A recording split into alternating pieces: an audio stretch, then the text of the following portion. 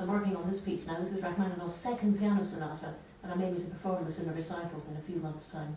And I call it the Kaboom Sonata, and this is why.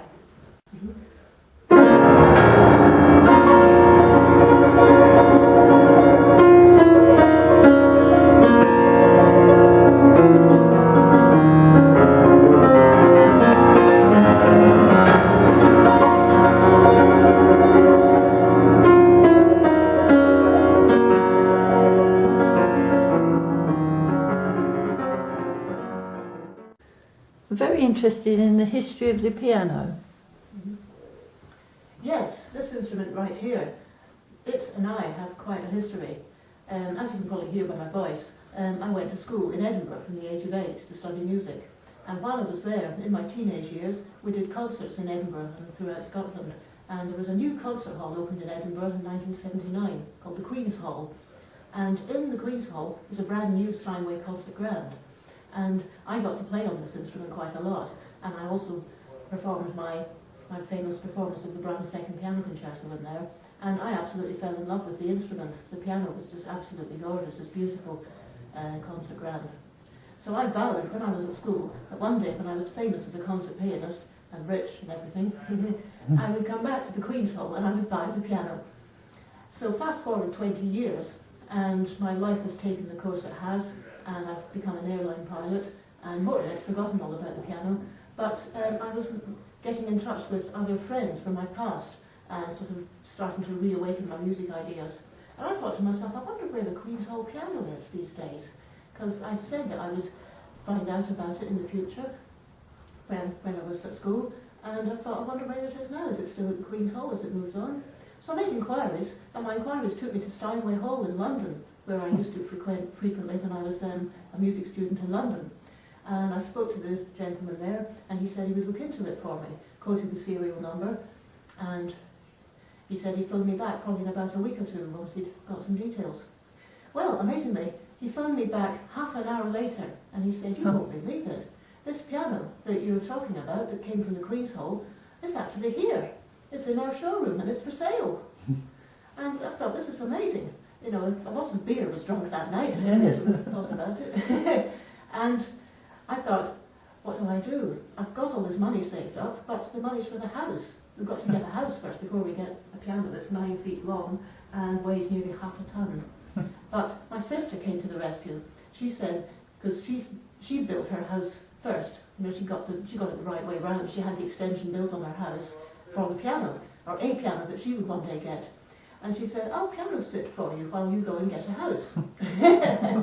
So that's basically what happened. We bought the piano and sunk all the money into buying the piano instead of buying the house, and started saving again. Meanwhile, Elaine, my sister in Glasgow, she had this beautiful instrument in her house, and she fell in love with it, so much so that she had to save up her money and buy one of her own.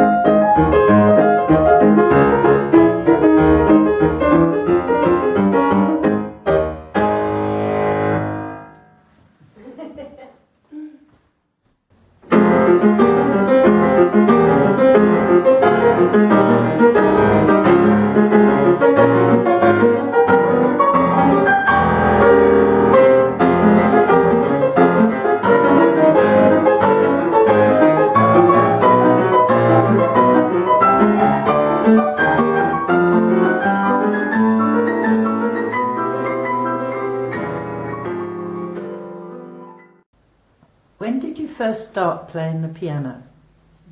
Well, I've been playing the piano more or less all my life because I was brought up in a musical family. So right from the very moment that I could walk and talk, I've had pianos all around me, and I've been playing the piano sort of ever since. But my real piano playing started in earnest when I was about 12 or 13 years old, when I changed piano teacher at school, and got this new piano teacher who inspired me and basically allowed me to play the pieces that I wanted to play rather than the pieces that the teacher wanted me to play.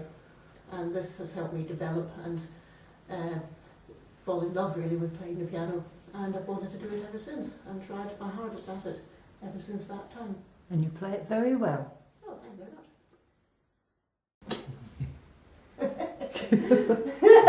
Can you play chopsticks? No, I'm joking.